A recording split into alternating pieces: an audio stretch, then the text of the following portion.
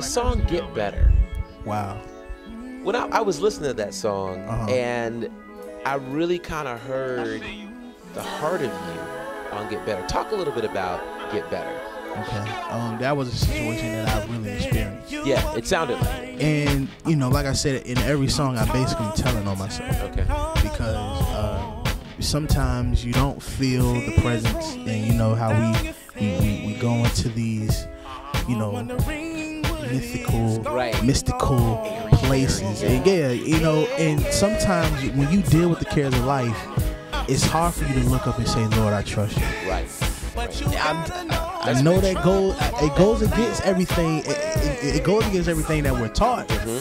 But this is the real reality of feelings and how true Christians feel sometimes. And sometimes it doesn't take the 2-hour sermons. It doesn't take oil to be slapped on your forehead. You just need somebody to wrap their arms around you and say, hey, yo, dude, hey, listen, let's go and get better. And that's kind of like where the song came from, and I took a female's perspective of it in the first verse, and was just like, you know, she's in the bed, she's crying, she doesn't know what to do. It's just a rainy day in the city. She's just laying in the bed, and she's just like, I want to give up.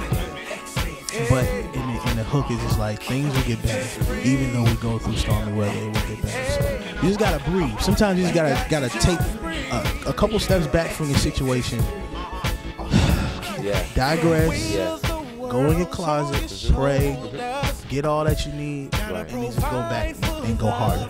So that's basically how Get Better came from. And that song, lyrically and as far as subject matter goes, is really timeless. Wow. Because whether you're dealing with kind of the current scenario where there's economic downturn and so on and so forth, or you're just dealing with life period, you know, there are going to be these points where, you know, they always say that you're either in the middle of something, you know, doing something, or on your way out of something.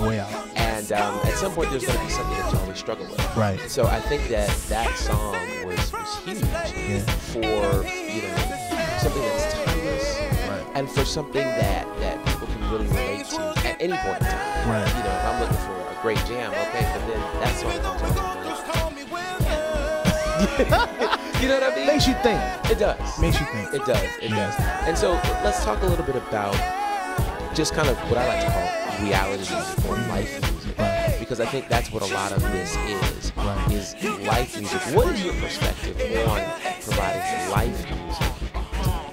I think that is a very integral part in ministry, because sometimes you can give people broad statements without enough time to dissect and give people enough information on what you're talking about.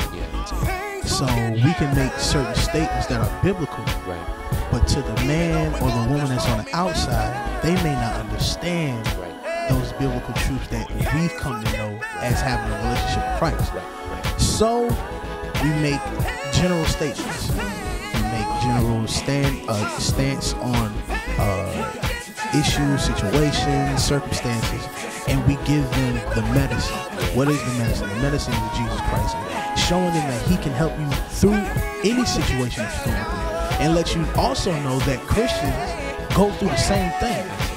If my bill is past due, just like a sinner's bill is past due, they're going to still send me my cutoff number. That's right. So therefore, there is nothing that separates me from a sinner but grace and mercy and salvation. So if I can give them a general statement and let them know that my God got me out of this, that's pertaining to life eternal. It's just not life. Right. So life music should always direct somebody to life eternal. Okay. You know what I'm saying? So it's cool to do life music. It's cool to just talk about love, and it's cool to talk about, you know, circumstances and situations.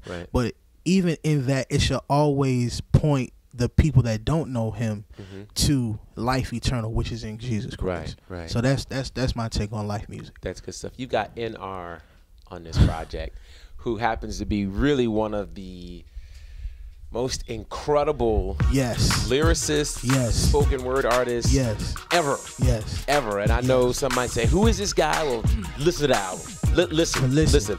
And you'll find him. Talk about that particular song that you did with Oh man, arrest came out of running from God and put myself in a situation I was in before I met the Lord, getting arrested. Gotcha. I got arrested. Wow. But you know, just being in a position where, you know, like I'm turning myself in, God, I can't do this no more. Yeah. So I'm throwing my hands up. I'm letting you have total control over the situation, over my life, and you just come in and you just police this whole thing because I can't do it no more. I'm lawless. I need you to come in and fulfill your law within me. Okay. So NR, basically, he's just a young.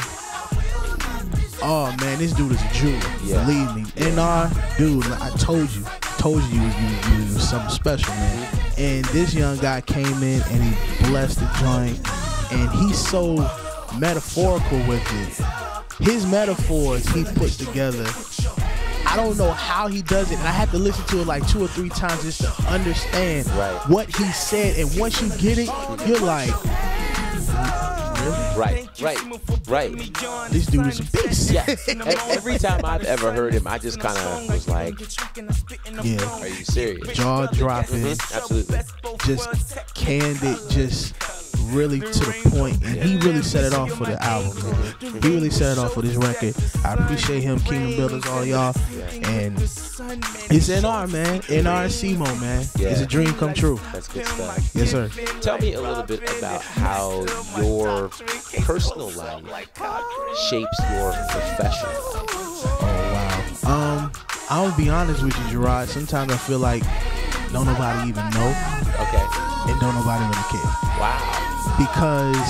Just because, you know, you may not have the numbers as a certain person may have, and you may not have the fans or the backing that a certain product has, but even still, that one person still is looking at you. Right. So you have to be careful how you carry yourself. And I learned a valuable lesson that you are more watched off stage than you are on stage. Because, you know, when you're on stage, it's almost like dating. Right. You see the representation. So good. And everybody works on the representation. Get dressed up, got your nice gear on, you make sure your set is straight, go over your lyrics and you go over your notes and everything. But when you get off stage is when people see the nastiness. And when people see the unclean things about you.